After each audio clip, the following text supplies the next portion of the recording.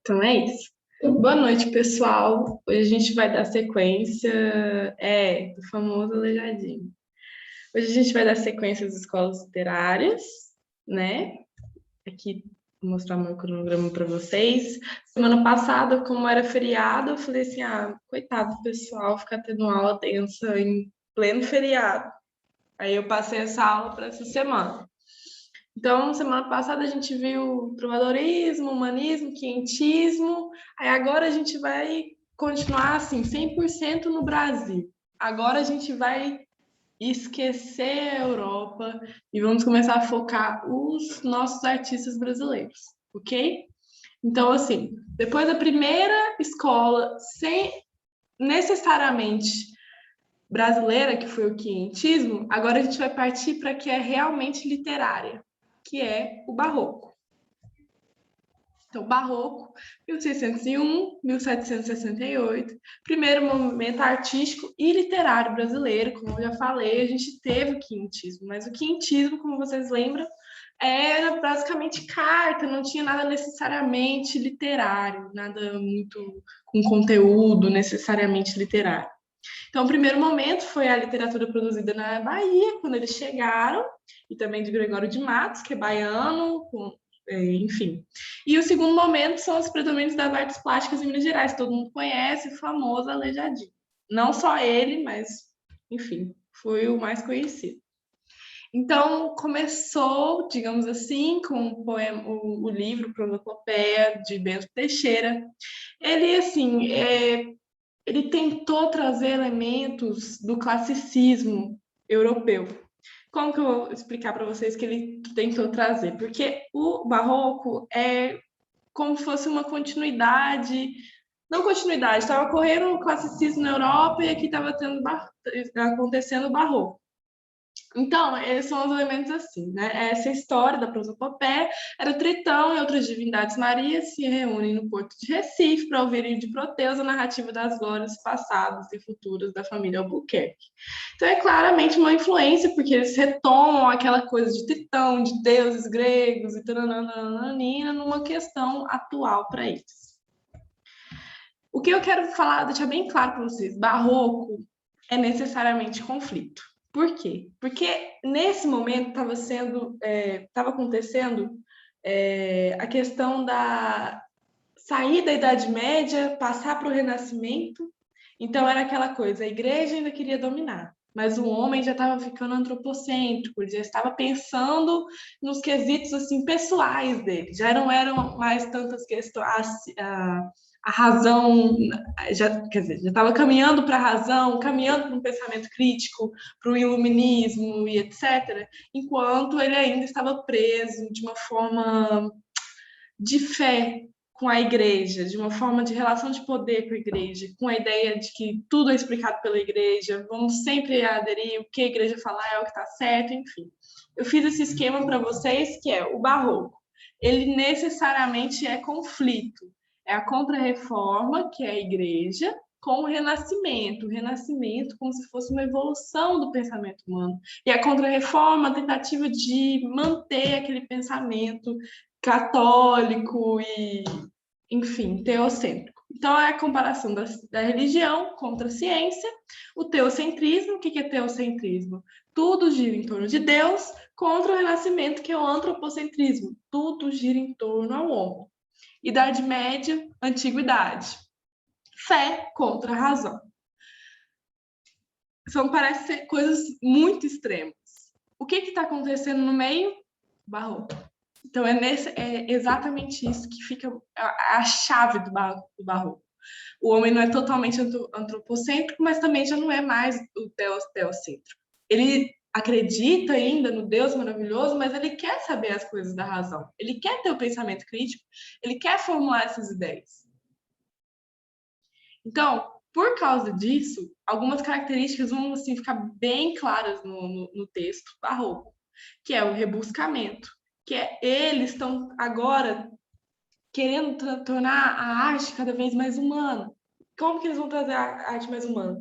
Muito trabalho, muitos detalhes, muito aquela coisa de tentar fazer aquela aproximação absurda com a realidade. Então, assim, é complexo, é detalhe, não necessariamente com a realidade, tá? Desculpa, me expressei mal. Mas aquela tentativa de deixar as coisas rebuscadas, lembrando as igrejas, aquela coisa de monumentos, enfim, e trazendo para uma coisa mais artística, enfim. É um exagero, é exagero em tudo, é tudo exagerado, é tudo ou nada. É isso. Então, para que você conseguir expressar essa ideia do barroco, você vai usar o quê? Figuras de linguagem, com as metáforas, com a metonímia, mas principalmente o hipérbato, que é o exagero, quer dizer, desculpa, a inversão sintática para trazer um rebuscamento, a hipérbole para trazer um exagero, e nesse momento o homem está entre o céu e o inferno, digamos assim, ele vai ter a antítese, ele vai ter o paradoxo. O homem barroco é um homem paradoxal. O homem barroco é um homem dual. Ele não se decidiu. Ele ainda não sabe se vai ou se fica. Vai ou fica, vai ou fica. Lógico que vai, mas as tendências vão tentando puxar o homem. Deu para entender isso, gente? Deu sim. Beleza. Agora eu vou falar de tendências, isso não cai necessariamente, tá? Mas é bom a gente saber, porque isso explica o barroco de uma forma mais analítica, digamos assim. Então, foram duas tendências principais no barroco, que é o cultismo ou gongorismo, que é aquela coisa do rebuscamento estético. É tudo descritivo por metáfora, jogo de palavra, hipérbato, hipérbole, tudo aquelas coisas assim, rebuscado, tudo muito rebuscado. E jogo de palavras sempre, para trazer uma dinamicidade também. Por exemplo, anjo no nome, Angélica na cara. Isso é ser flor e anjo justamente, ser Angélica flor e anjo florente. Em quem se não em vós se informar? Tá vendo que é sempre aquele jogo de anjo, Angélica, flor, florente, entendeu? Jogo de palavra. Outra coisa também, não só coisa de jogo de palavra. Lembra que eu falei que no trovadorismo tinha aquela coisa da mulher ser uma flor, a mulher ter a imagem de angelical? Nesse texto aqui, a mulher como um anjo, a mulher como aquela figura idealizada.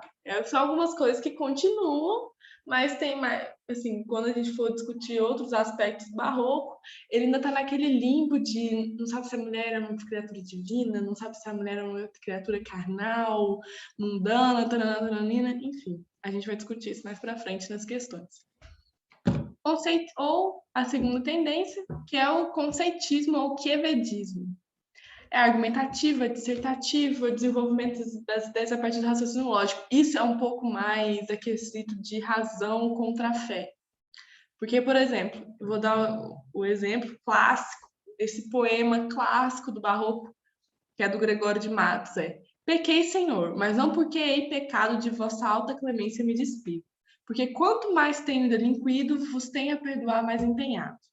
Ele tenta fazer um jogo de lógica um pouco paradoxal e quase falacioso, que ele vai falar assim, eu pequei, Senhor, pequei, tô te falando, pequei. Mas eu pequei porque toda vez que você me perdoa, eu fico mais próximo do Senhor. Então, se eu não pecar, eu vou acabar me afastando. Então, por isso que eu peco. Faz uma construção de ideias, mas que no fim fica paradoxal, fica falacioso. Deu para entender isso? Mas é a tentativa de usar um raciocínio lógico. Não, esse conceitismo é o que mesmo? São das tendências dentro do barroco. São duas tendências principais, que foi a que eu mostrei, que é cultismo, ou gongorismo, que é daquela forma, o rebuscamento e tal, e o conceitismo, o quevedismo, que é uma forma mais argumentativa, mais lógica. Isso foram as influências Ah, tá. dentro do barroco, entendeu? Mas É isso não porque eu cai vi no... a parte final, mas eu não entendi bem o Ah, que entendi. é o Isso não cai necessariamente assim, conceitismo. no Enem. Não vai ter uma questão. Ah, conceitismo e quevedismo e gongorismo, ocultismo. Isso não vai cair, mas é só porque eu acho que ajuda vocês a se situar um pouco no barroco. Agora a gente vai falar dos principais autores, são dois, que é o Padre Antônio Vieira e o Gregório de Matos. O Padre Antônio Vieira, ele é um autor de nacionalidade dupla, digamos assim, porque ele morou uma parte da vida em Portugal e outra parte da vida morou aqui no Brasil. Então ele acaba sendo considerado um poeta brasileiro também. Então ele tem a tendência de escrever sermões, que é discursivo, oratório, conceitista, que é argumentativo e destinado aos ouvintes. O Padre Antônio Vieira, ele é completamente quevedista, entendeu? Ele é completamente conceitista. Ele, inclusive, critica os padres que são cultistas, que são gongoristas, que são rebuscados e tal, porque... Vou dar um exemplo. O Padre Antônio Vieira, ele sempre tenta usar de recursos retóricos, assim, repetição de expressões, alegorias, para ficar mais fácil do pessoal entender. Entendeu? Porque, por exemplo, naquela época, o pessoal ainda fazia missa em latim e não atingia as camadas mais pobres. Então, era isso que ele criticava o cultismo dentro da Igreja Católica. Então, é essa diferença entre um trovador, obviamente que não tinha necessariamente, assim, mas, enfim, é a diferença do quinhentismo para o barroco. Aqui dentro já vai ter crítica, porque a gente está em uma fase de transição. Por mais que ainda seja um padre escrevendo, ele ainda vai ser um padre crítico, entendeu?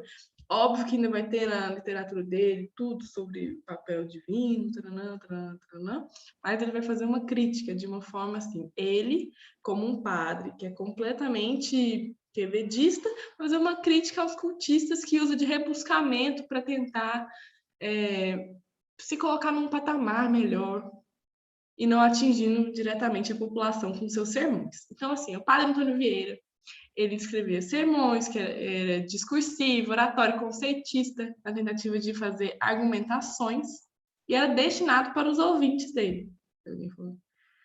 É crítico? Ai, ó, gente, pois eu conheço muito. Faz uma fala criticando a esquerda. Vai ser de Porá? Que é o padre da minha cidade também. Ele faz muita crítica ao pessoal de esquerda, enfim. Ah, não acredito que você é de Porá. Eu vi o padre Pablo. Enfim, vou deixar isso até em off, né? Gente, tem padre que acha que, enfim. Conheço, eu sou de Porá. Sou nascida e criada em Porá. Então, esse quesito dos sermões, os padres, eles acabam sendo, como eu posso explicar? Sabe esse rebuscamento que padre usa na igreja para falar?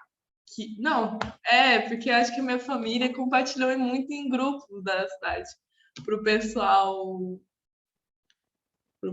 ver, né, e tal, enfim, perdi até o rumo aqui, peraí. Então, sabe aquela coisa de padre falar super rebuscado? Você vai na missa, escuta o homilia e não entende nada. Então, é isso. Esse é o quesito, o X da questão. Então, é um padre cultista. O padre Antônio Vieira é um padre completamente conceitista, né? Então, beleza. Ele usa de vários recursos para fazer, tudo que ele escreve é direcionado para o público que está ouvindo. Então, ele é um padre que a escrita dele vai ser completamente destinada à oratória. Então, ele usa de anáfora, que é repetição de expressão para enfatizar o que ele estava falando, de alegorias, que é narrativa paralela utilizada para justificar um argumento. E que é isso? Ele vai tentar tudo que ele fala é para o ouvinte. É tudo para o ouvinte entender, é tudo para o ouvinte conseguir absorver aquilo e etc. Ó, uma frase que ele fala que deixa tudo muito resumido. Assim o roubar pouco é culpa, o roubar muito é grandeza. O roubar com pouco poder faz o pirata. O roubar com muito poder fazem os Alexandres. Aqui ele fez tudo. Ele usou a anáfora, que foi repetição de expressão, que é o roubar, o roubar, o roubar, o roubar. E a alegoria, que é do pirata, com pouco poder, e o Alexandre, que eram os ricos, os que mandavam, o irmão, enfim, etc., os seis, e com muito poder. Então é isso. Deu para entender, Padre Antônio Vieira?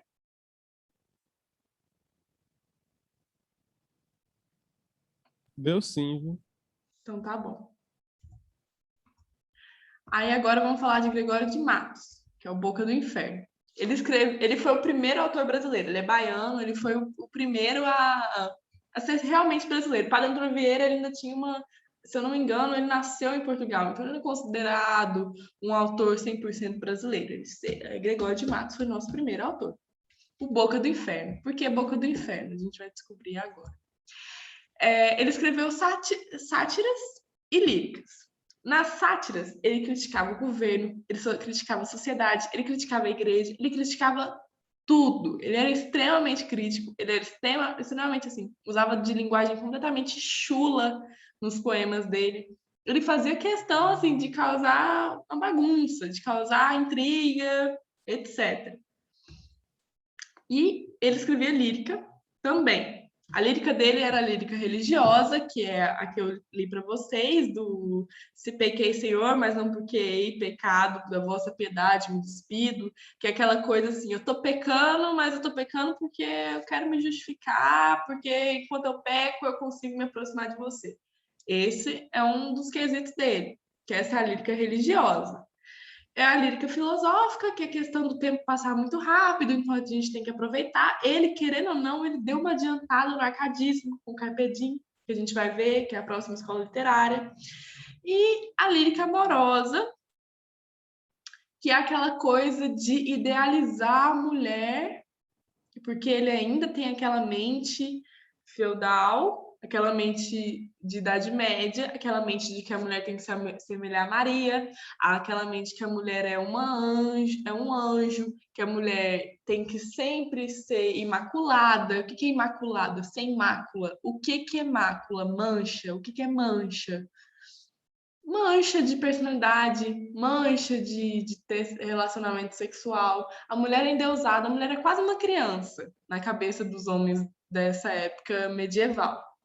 Quando a gente vai para o Renascimento, tem a outra visão da mulher. A mulher como um ser sexual, a mulher como um ser que traz aquela coisa, aquele sentimento de sexual que é despertado pelo homem, que é uma coisa que não podia nem ser tocada, porque nem ser pensado ou muito menos pronunciado, porque é aquela coisa de mulher ter que se igualar a Maria.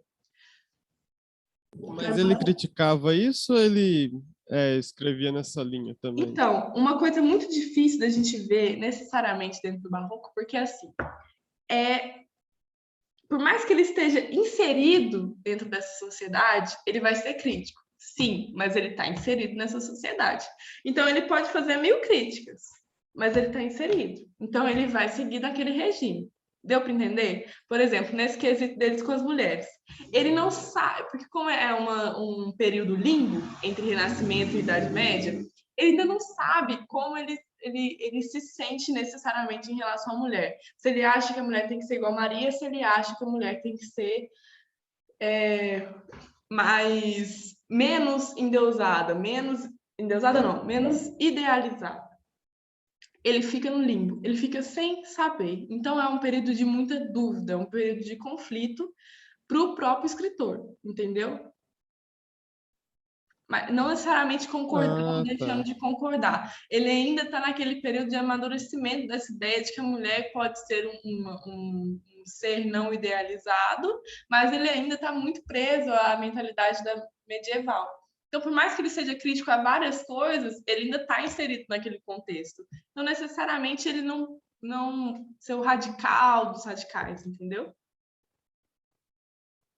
Ah, sim, entendi. Então tá. Aí eu trouxe aqui o poema completo para vocês, porque ele é muito interessante, eu adoro esse poema e sempre cai. É super famoso, inclusive. A Jesus Cristo, nosso Senhor. Pequei, Senhor, mas não porque hei pecado, da vossa piedade me despido. Porque quanto mais tenho delinquido, vos tenho a perdoar mais empenhado. Se basta a vos irar tanto um pecado, a abrandar-vos sobeja um só gemido. Que a mesma culpa que vos há ofendido, vos tem para o perdão lisonjeado. Ou seja, se para te deixar bravo comigo só um pecado, e para você me perdoar é tão fácil, então, assim, me desculpa. Por mais que eu tenha pecado, enfim. Se uma ovelha perdida e já cobrada glória tal, e prazer tão repentino vos deu, como afirmais na sacra história. Eu sou o Senhor, ovelha desgarrada. Cobrai-a e não queirais, pastor divino, perder na vossa ovelha a vossa glória. Ou seja, eu sou ovelha desgarrada. Você há de não me perdoar que você ainda me perde. Você entendeu? É uma coisa assim meio desafiadora, mas ele ainda tem aquele vínculo de perdão com Deus, entendeu? Ele ainda não é um ser completamente, ele não é um escritor completamente renascentista, mas ele também não é um escritor mais 100% medieval, 100% temente a Deus. Deu para entender isso? Apesar que a linguagem desses poemas são bem É foda. complexas, viu? Para a gente fazer uma análise assim, é só. Por exemplo, eu lembro da primeira vez que eu li esse poema. Foi junto com o meu professor de literatura na aula. Ele leu a primeira vez, eu não entendi nada. Foi só ele lendo junto e explicando o que cada estrofe era que eu consegui entender o que ele quis dizer nesse texto, entendeu? Só assim mesmo, viu? Uhum. Vou passar aqui para o próximo slide. Aí agora o quesito é arte barroca, famosa aleijadinho. Tinha uma professora minha que ela explicava de um jeito bem mais fácil. Eu queria lembrar o que ela falava, só lembro dela falando. Eu estava em Porá, mas eu fiz o meu ensino médio em Goiânia. Eu estava no exato.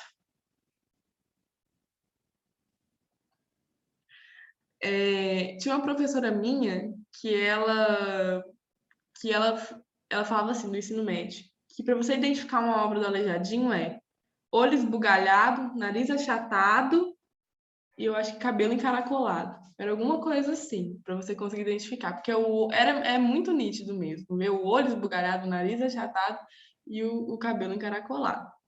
Então, assim, o quesito da arte barroca é o seguinte, é uma parte mais adiante do barroco no Brasil. Que a primeira parte, como eu falei, no primeiro momento, é a literatura no litoral, a literatura na Bahia. Então, o que você tem que deixar. Não, tá, esse quesito de arte barroca não tem só no Brasil, tá? Inclusive, barroco não foi só no Brasil.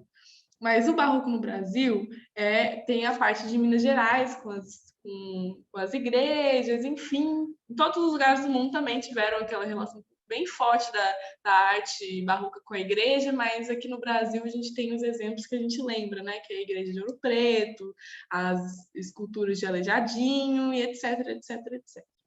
Então, você vai ver em toda a obra do barroco que assim, é uma das artes, sim, na verdade, o movimento mais complexo dentro da arte. Tem um trabalho com a luz muito forte, que é a técnica do claro escuro, que representa a dualidade do homem. O que é essa dualidade do homem que eu estou tentando falar? É o homem renascentista versus o homem medieval. Ele trabalha isso dentro das obras com essa técnica de claro escuro. O detalhismo, o excesso de detalhes, que é aquela coisa gongorista que eu falei para vocês, as formas irregulares, porque ainda não é uma coisa 100% renascentista, não é uma coisa 100% estética parecida com o corpo humano, porque até então eles não tinham nem acesso ao corpo humano para trabalho, entendeu? E os corpos em movimentos, que é aquela coisa de trazer movimento para as obras, para as telas, para as esculturas, e etc. E, assim, a perfeição e detalhismo no Renascimento ganham dramaticidade e expressividade. É aquela coisa muito. Como eu posso dizer? É necessário ser dramático e é necessário ser expressivo, porque é um homem de muitos anseios. O homem barroco é um homem ansioso, é um homem que não sabe o que faz, é um homem que está dividido, é um homem que precisa dessa expressão, dessa explosão. Então, a arte barroca, a literatura barroca é muito expressiva, porque o homem tem a necessidade de se expressar. Deu para entender isso? Deu. Então, tá bom. Então, é basicamente isso, tá? A minha parte teórica. Ficou alguma dúvida da parte de teoria do barroco?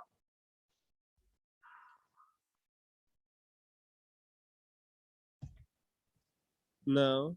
Então tá.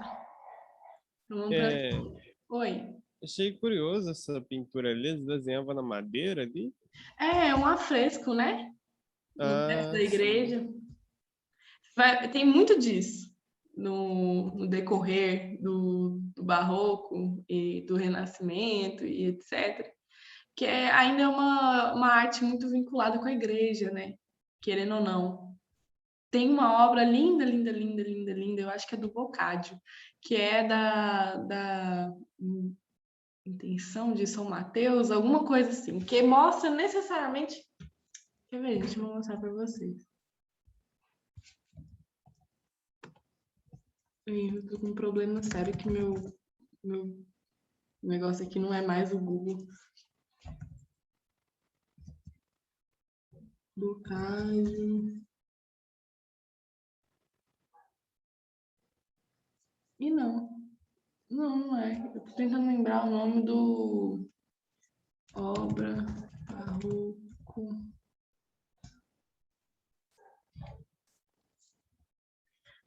Vou mostrar para vocês aqui. Aqui. Esse aqui. Qual será que é o nome dela? Alguma coisa de São Mateus. Vocação de São Mateus. Caravaggio, não é Boccaccio não, quase. Tá vendo que aqui... Vocês estão vendo a foto? Sim. Vou fazer uma análise que meu professor de literatura fez com a gente. Eu achei genial. Foi genial. Tá vendo aqui? É o claro escuro. É aquele momento que o pessoal tá contando as moedas e aí eles sentem uma iluminação e doam todo o dinheiro. Se eu não me engano, é essa que é a história da vocação de São Mateus, né? Esse cara aqui tá apontando para esse cara, todo mundo apontando para esse cara. Tá vindo uma luz aqui, tá vindo aqui tá tudo escuro e aqui tá vindo uma luz. Os que estão sendo iluminados são os que estão sentados na cadeira com o rosto iluminado. Esse aqui tá negando, mas o que significa a luz no barroco? A luz significa divindade. A luz não é necessariamente o sol. Sabe por que a gente sabe que nessa obra não é o sol? Porque olha a janela aqui. A janela tá aqui, o sol não tá Ah, vindo. é mesmo. O sol não tá vindo, não tá saindo da janela. O sol tá vindo de alguém, de alguma coisa está irradiando para essas pessoas que estão sentadas. Deu para entender isso? Então é esse o jogo necessariamente do barroco. É isso que faz o barroco ser interessante, entendeu? Por isso, se você pesquisar na internet, tem várias coisas fazendo. Eu vou mandar uns links para vocês de análise de obras. Se vocês gostarem, eu vou mandar e eu acho que vocês vão curtir bastante. Porque é muito legal. Ah, eu gosto disso também, quero ver.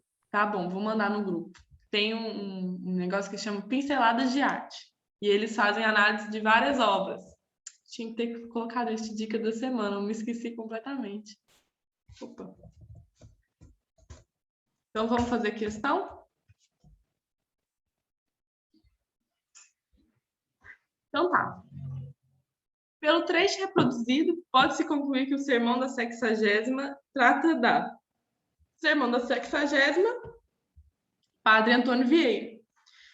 Então você vai pensar, se você quiser ser apressado, quiser responder sem ler o texto, você já consegue pensar nos temas que o padre Antônio Vieira tratava e responde sem mesmo ler o texto.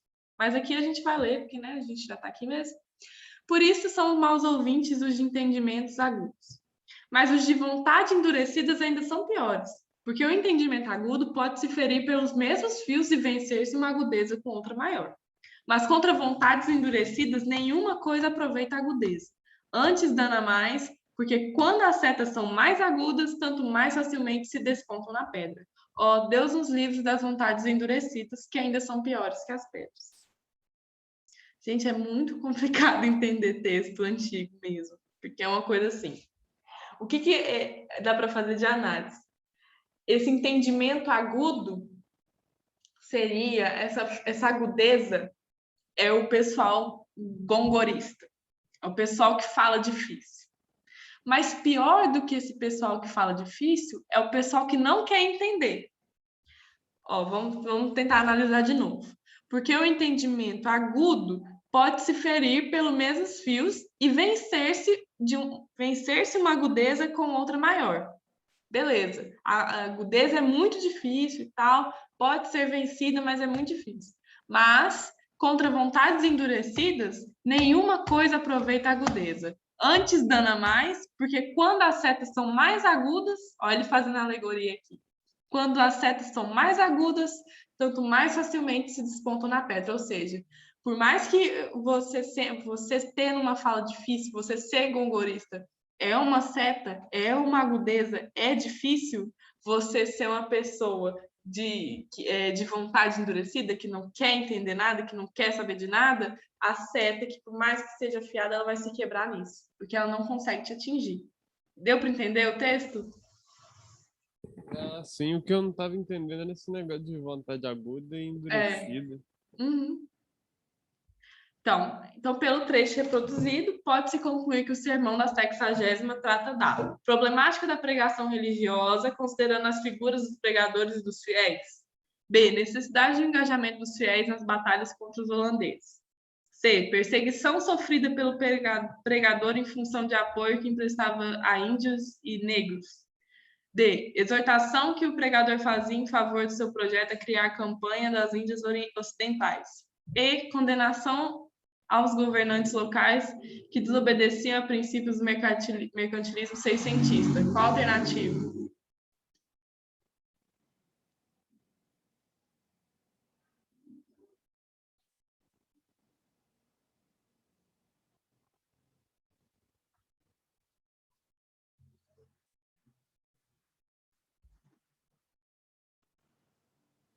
Pensando no que eu falei, que o texto está falando de quê? Dos pregadores que falam difícil e das pessoas que não querem receber a palavra de Deus. Então, qual que é? Letra B. Engajamentos fiéis nas batalhas? Não tem nada a ver. Perseguição sofrida pelo pregador, ele não está falando de perseguição de pregador, não. Ele, inclusive, está criticando um pouco o pregador, mas tudo bem. Em função do apoio que emprestava a índios e negros. Não falou nada disso. Exortação que o pregador fazia em favor do seu projeto de criar campanha, nada a ver. Condenação aos governantes locais que desobedeciam os princípios mercantilistas, nada a ver. Letra A. Deu para entender? Deu sim. Então tá. Então essa aqui é uma questão do Enem, tá? Gregório de Matos. Com uma elaboração de linguagem e uma visão de mundo que apresentam princípios barrocos, o soneto de Gregório de Matos apresenta temática expressa por. Esse texto é difícil, mas se você tem que, por exemplo, se você não soubesse nada de barroco, recebesse um texto desse, você ia conseguir interpretar? Sim, se você tivesse um puta do vocabulário. Porque olha aqui, quando Deus redimiu da tirania, da mão do faraó endurecido, o povo hebreu amado, esclarecido, Páscoa ficou da redenção o dia. Páscoa de flores, dia de alegria, aquele povo foi tão afligido o dia em que por Deus foi redimido. Ego sois vós, Senhor, Deus da Bahia. Pois mandado pela alta majestade, nos redimiu de tão triste cativeiro, nos livrou de tão vil calamidade. Quem pode ser senão um verdadeiro Deus, que veio extirpar dessa cidade o faraó do povo brasileiro? O que esse texto está falando? Quando Deus redimiu da tirania, da mão do faraó endurecido, o povo hebreu amado, esclarecido, Páscoa ficou da redenção do dia. Então, o Deus redimiu da tirania. Então, tirou esse povo da tirania, da mão do faraó endurecido. Tirou o povo que estava vivendo uma tirania por causa desse faraó endurecido. Só nessas duas primeiras frases. É um hipérbato pra caramba falando, trocando a ordem nas coisas para fazer o negócio rebuscado. E olha que é Gregório de Matos, né? Enfim. Então, aqui, tá falando desse faraó que, ó, o dia em que por Deus foi redimido, ergo sois vós, Senhor da Bahia, pois nos livrou de tão vil calamidade. Estão falando de que esse faraó endurecido aí era o pior dos tiranos, que botou o pessoal em cativeiro, que deixou o pessoal viver em calamidade. Então, assim, este pai da cidade, Deus, que tirou dessa cidade faraó do povo brasileiro. Então, aqui. A. Visão cética sobre as relações sociais. B. Preocupação com a identidade brasileira. C. Crítica velada à forma de governo vigente. D. Reflexão sobre dogmas do cristianismo. E. Questionamento das práticas pagãs na Bahia. Qual a alternativa que vocês acham que é? Exatamente, a letra C. Por que não é visão cética? Não está falando de relação social aqui. E se você sabe um pouquinho, você sabe que barroco não é esse o tema central deles. B, preocupação com a identidade brasileira. Isso é preocupação muito mais para frente. Agora não tem nenhuma preocupação com a identidade brasileira. Só para frente que vai ter essa discussão. D, reflexão sobre os dogmas do cristianismo. Nesse momento não está falando de dogma nenhum do cristianismo. Não está falando. Não foi comentado aqui. Isso é uma crítica, é um poema sátiro do Gregório de Matos sobre o governo. Questionamento das práticas pagãs da Bahia? Não foi esse o questionamento. Tá? Então, letra C. Crítica velada à forma de governo vigente. Beleza? Aí, aquele poema de novo. Pequei, Senhor, mas não fiquei pecado, da vossa alta piedade me despido, porque quando mais tenho delinquido, vos tenho a perdoar mais empenhado. Enfim, é traço relevante da caracterização do estilo de época que pertence o texto. Ó, estilo de época que pertence o texto, traço relevante. A progressão temática que constrói forças de tensão entre pecado e salvação. B. Linguagem musical que sugere enigmas do mundo onírico do poeta. C. Os aspectos formais como métrica, cadência e esquema rítmico que refletem o desequilíbrio emocional do lírico. D. A fé incondicional nos desígnios de Deus, única via para o conhecimento verdadeiro e redentor. E. A força argumentativa de uma poesia com marcas exclusivas de ideais antropocêntricos. E aí, o que vocês acham?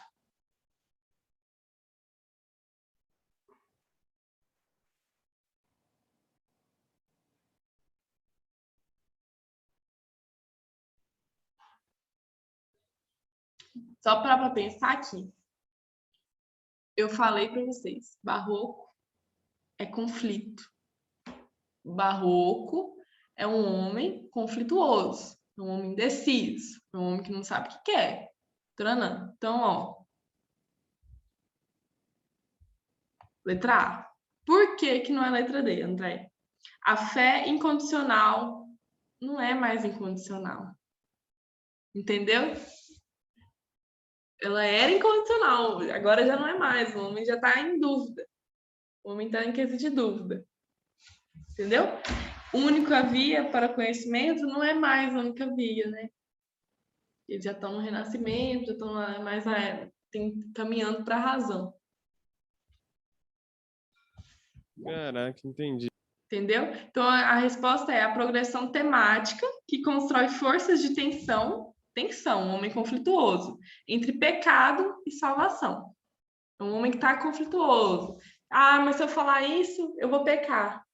Ah, mas se eu for pela razão, eu vou pecar. Mas eu quero a salvação, mas eu quero ter um pensamento racional. Então, é uma tensão, é um conflito. E é isso. Próxima questão. O poema escrito por Gregório de Matos, século XVII. A cada canto um grande conselheiro que nos quer governar cabana e vinha. Não sabem governar sua cozinha e podem governar o mundo inteiro. Estupendas usuras no mercado, todos os que não furtam muito pobres, e eis aqui a cidade da Bahia. Então ele está fazendo uma crítica, obviamente, que é Gregório de Matos, ou ele está falando de mulher, ou ele está falando de Deus, ou ele está criticando alguém. Então é assim, A. Representa de maneira satírica os governantes e a desonestidade na Bahia.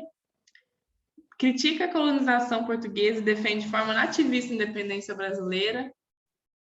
C. Tem inspiração neoclássica e denuncia os problemas de moradia na capital baiana. D. Revela a identidade brasileira, preocupação constante do modernismo literário. E. Valoriza os aspectos formais da construção poética parnasiana e aproveita para criticar o governo. E aí?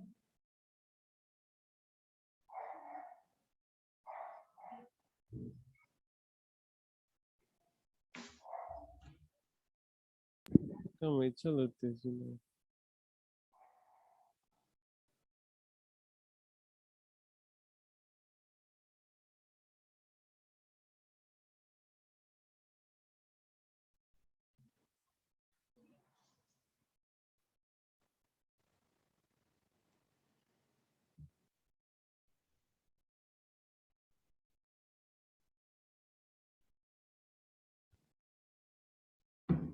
Deixa eu ver. Pode ser A?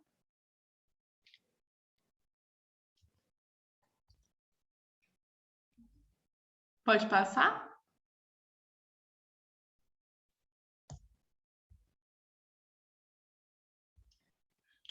Parabéns. Não é a letra B porque ele não critica a colonização, ainda não é nativista, não está defendendo nada de independência brasileira. Eles ainda estão no barroco, ainda está desenvolvimento do Brasil ainda.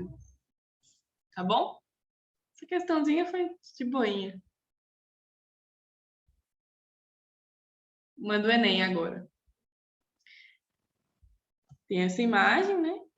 Uma escultura com contornos assimétricos, riqueza de detalhes nas vestes, nas feições. A escultura barroca no Brasil tem forte influência do rococó europeu e está representada aqui por um dos profetas do pátio santuário do Bom Jesus Matozinho, em Congonhas, Minas Gerais, esculpido em pedra de sabão por Aleijadinho, profundamente religiosa, sua obra revela. Aí, chegou o Aleijadinho. Liberdade, representando a vida de mineiros à procura da salvação. B. Credibilidade, atendendo às encomendas dos nobres de Minas Gerais. C. Simplicidade, demonstrando compromisso com a contemplação do divino. D. Personalidade, modelando uma imagem sacra com feições populares. E. Singularidade, esculpindo personalidades do reinado nas suas obras divinas.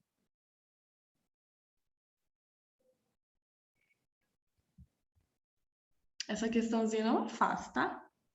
Só para não tirar o mérito de vocês.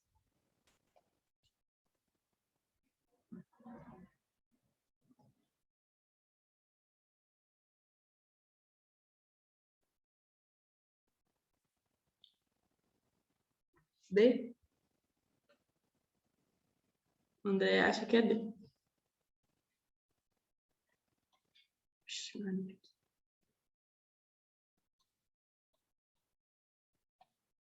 Gente, eu só estou respondendo aqui um formulário que se eu não responder agora, ele vai fechar. Essa coisa de quando vocês entrar na faculdade, vocês vão entender.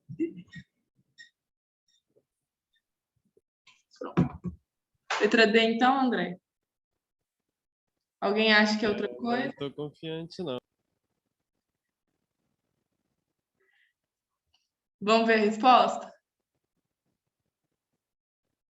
Vão. Então tá.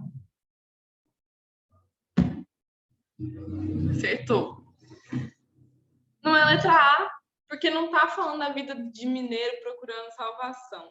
Inclusive, ele tá querendo dizer profundamente religiosa, sua obra revela. A obra de Aleijadinho sempre era anjo, sempre era santo. Taranana. Então, assim, representando a vida de mineiros, ele não está representando a vida de mineiros, está representando os sacros, imagens sacras. B. Credibilidade, atendendo às encomendas dos nobres de Minas Gerais. Não, tem uma igreja aqui no fundo. Como que é atender pedidos de nobres, sendo que quem fazia os pedidos para Aleijadinho, era o pessoal da igreja, tanto que acho que Aleijadinho morreu pobríssimo, assim, se eu não me engano. Letra C. Simplicidade, demonstrando compromisso com simplicidade não é barroco. tá? Barroco é completamente rebuscado. Então, D, personalidade, modelando uma imagem sacra com feições populares. Sim, porque é aquela coisa, olhos bugalhados, nariz achatado, cabelo encaracolado. Isso é uma feição popular colocada num contexto católico, num contexto sacro. Letra E, singularidade, esculpindo personalidade do reinado nas obras divinas. Não, ele não esculpiu ninguém do reinado. Deu para entender? Ah, Deus. Então tá. Última questãozinha de leves. Sobre a fundamentação do barroco no Brasil, assinale a alternativa correta. A. Tem como marco introdutório a publicação da Epopeia, referenciada como maior obra do gênero épico da língua portuguesa, cuja autoria é atribuída a Luís Vaz de Camões, publicada em 1640, ano em que Portugal, consequentemente o Brasil, voltam a se tornar autônomos em relação à dominação espanhola. B. A poesia barroca de Gregório de Matos e os sermões de Padre Antônio Vieira são, do ponto de vista estético, distintos, pois o poeta tece críticas ferrenhas à sociedade baiana de seu tempo, ao passo que os sermões religiosos se eximem de qualquer relação com os problemas a ele contemporâneos. Letra C. Tanto a poesia satírica de Gregório de Matos quanto os sermões do Padre Vieira revelam envolvimento de ambos os autores com os acontecimentos da época. Daí o poeta ser apelidado de O Boca do Inferno, e o padre jesuíta ter sido condenado ao silêncio por 10 anos pela igreja a qual pertencia. D. Um texto barroco bem caracterizado é aquele que reflete os anseios de um homem equilibrado. Gente, eu não vou nem terminar de ler, porque a última coisa que um homem barroco é equilibrado. E. O barroco produzido no Brasil se restringiu a duas personalidades importantes, Gregório de Matos e Padre Vieira. Por essa razão, Bento Teixeira, autor de prosopopeia, não é reconhecido como poeta lírico, apesar de ter criado sonetos de reconhecido valor estético sobre o amor erótico, que lhe rendeu prisão pela Santa Inquisição em Olinda. Qual alternativa vocês acham que seja?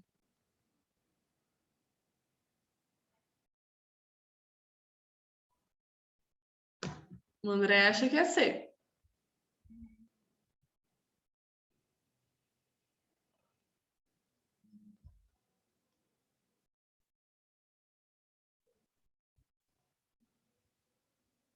C, C. Quem mais? Alguém mais acha que é C?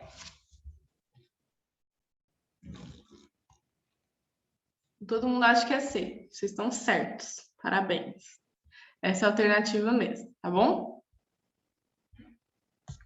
Minha dica da semana é essa. É esse vídeo ótimo, que eu acho que vocês conseguem utilizar se vier algum tema relacionado a padrões de beleza e etc., que é coisa que está sempre em voga. E eu vou mandar o link para vocês desse e vou mandar o link do que eu prometi, que na verdade essa deveria ter sido minha dica da semana, das obras de arte, das análises de obra de arte, tá bom? Porque é interessantíssimo. Esse vídeo é muito legal, gente, muito legal. Tanto que eu passei semana passada quanto esse vídeo. É vídeo curto, mas é vídeo muito bom. Tá? É isso, pessoal. Muito obrigada por terem assistido a aula. Alguém ficou com alguma dúvida? Alguma coisa? Não, pra mim tá tranquilo. Então Aqui, tá você bom. faz esse slide no PowerPoint mesmo? Faço, eu coloco. Deixa eu parar de gravar aqui. Eu coloco. Ai, gente.